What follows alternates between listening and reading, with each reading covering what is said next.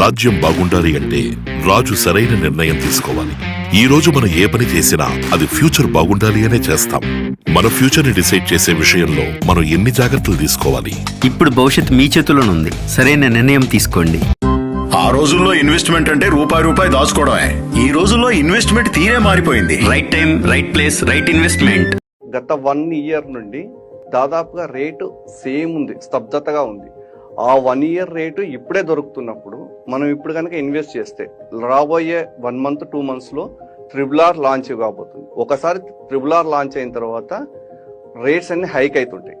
ఒకసారి హైక్ అయినాక చాలా మంది అప్పుడు పరిగెత్తుతుంటారు ఇన్వెస్ట్ చేయాలని. కానీ ఎప్పుడైతే స్తబ్దతగా ఉన్నప్పుడు ఇన్వెస్ట్ చేస్తే దాదాపుగా 1 ఇయర్ కింద ఉన్న రేట్లు ఇప్పుడు మనకు వస్తున్నాయి. కాబట్టి ఇప్పుడు కనుక ఇన్వెస్ట్ చేస్తే ఒక 2-3 monthsనే మనకి ఇన్వెస్ట్మెంట్ అనేది రిటర్న్స్ ఎక్కువ వస్తుంటుంది, పెరుగుతుంటుంది. సో ఇప్పుడు కనుక ఇన్వెస్ట్ చేస్తే ఆ కస్టమర్ తెలివైన ఇన్వెస్టర్ అవుతాడు.